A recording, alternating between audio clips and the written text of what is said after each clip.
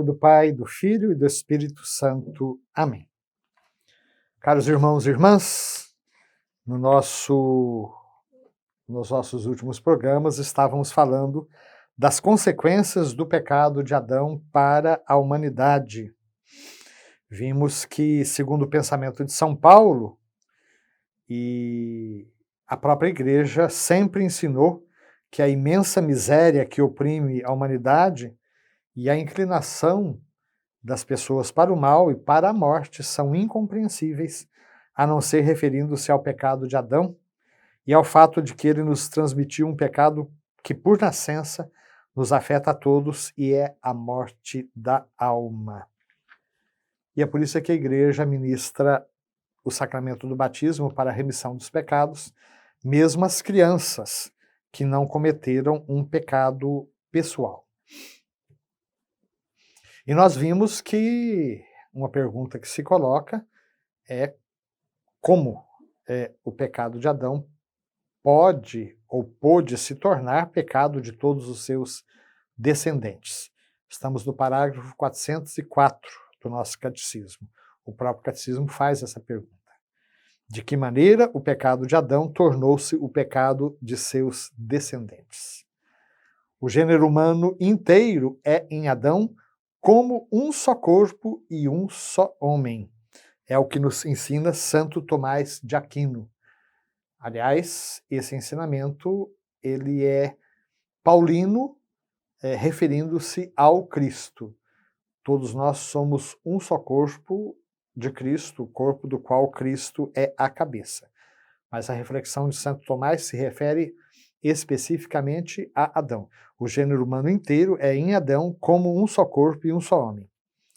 Em virtude desta unidade do gênero humano, todos os homens estão implicados no pecado de Adão, como todos estão implicados na justiça de Cristo. A transmissão do pecado original é, contudo, um mistério que não somos capazes de compreender plenamente.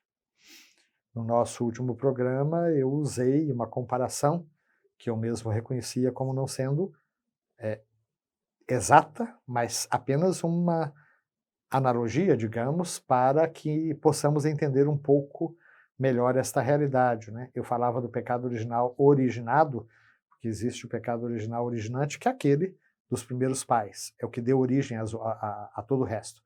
Enquanto que o pecado original originado é aquele com o qual nós nascemos.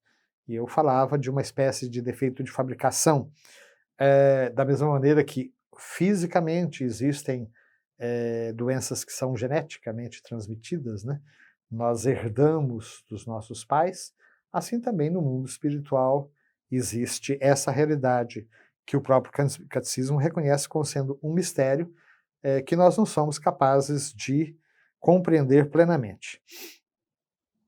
Sabemos, porém, pela revelação, que Adão havia recebido a santidade e a justiça originais, não exclusivamente para si, mas para toda a natureza humana. Ou seja, o projeto de uma justiça original não era apenas para aquele casal, era para toda a própria natureza humana. Ao cederem ao tentador, diz o catecismo, Adão e Eva cometem um pecado pessoal. Nesse sentido, um pecado em senso estrito. Mas este pecado afeta a natureza humana, a qual eles transmitirão em um estado decaído. É o que fala mais uma vez o Concílio de Trento no decreto sobre o pecado original.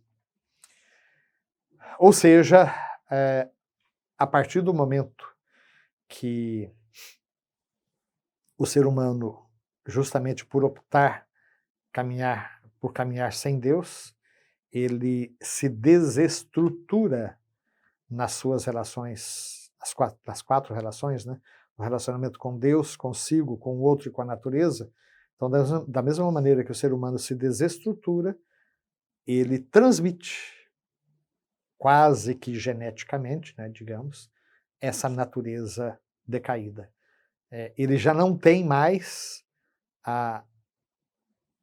o estado da justiça original para transmitir aos seus descendentes, uma vez que eles mesmos estavam destruídos, ou melhor, machucados, profundamente feridos pelas consequências do pecado, é justamente assim que nascerão os seus descendentes. Então, é um pecado que será transmitido por propagação à humanidade inteira, isso é, pela transmissão de uma natureza humana privada da santidade e da justiça originais. Por isso, o pecado original é denominado pecado de maneira analógica. É um pecado contraído e não cometido. É um estado e não um ato. Então, aqui, algo que vale a pena sempre repetir de novo. O pecado em senso estricto é sempre um ato pessoal. É um ato da liberdade. Mas da mesma maneira que, na nossa reflexão, existem certas utilizações da expressão pecado de maneira analógica, por exemplo, na teologia latino-americana, que depois foi assumida pelo magistério pontifício, particularmente em São João Paulo II, nós falamos do pecado estrutural. O que seria um pecado estrutural? Uma estrutura iníqua. Por exemplo, um país onde vigorasse o regime de escravidão. Esta é uma estrutura iníqua e, portanto, uma estrutura de pecado. Pecado aqui usado no sentido analógico.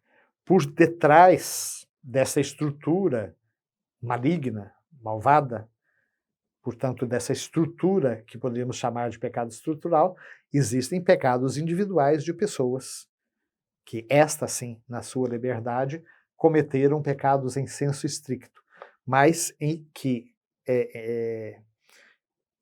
no acúmulo desses pecados pessoais vai se criando toda uma estrutura opressora, dominadora. E isso vale para muitas outras situações, né? Uma casa de prostituição é uma estrutura de pecado, porque leva à degradação da pessoa, à exploração do corpo, particularmente da mulher, mas não somente. Existe um ataque contra a própria família. E, no entanto, se fala de uma estrutura de pecado de maneira analógica. Por detrás dessa estrutura existem pecados individuais, esses sim pecados em senso estrito. Ou seja, o pecado original é denominado pecado de maneira analógica. Ele não é um ato, é um estado. Ele não é um pecado que eu cometo, mas é um pecado que eu contraio. Por isso é que o nosso catecismo lembra muito bem essa natureza analógica do próprio conceito de pecado original. Seja como for, existe, e isso é algo muito precioso, né, essa unidade do gênero humano. Independente da raça, da cor, da história, da etnia, do país, nós somos todos membros de uma única humanidade. E daí a universalidade tanto do pecado quanto da redenção. Mas fica sempre esse alerta do nosso catecismo, que a transmissão do pecado original é um mistério que não somos capazes de compreender plenamente. Queremos, então, sempre de novo pedir as luzes do Espírito Santo que nos ilumine, uma vez que estamos diante de temas complexos, profundamente questionados hoje, como em outras épocas também. Mas, acima de tudo, paira a misericórdia infinita de Deus, que sempre vem em nosso auxílio. Mesmo quando desistimos dele, ele nunca desiste de nós. Que assim seja. Amém.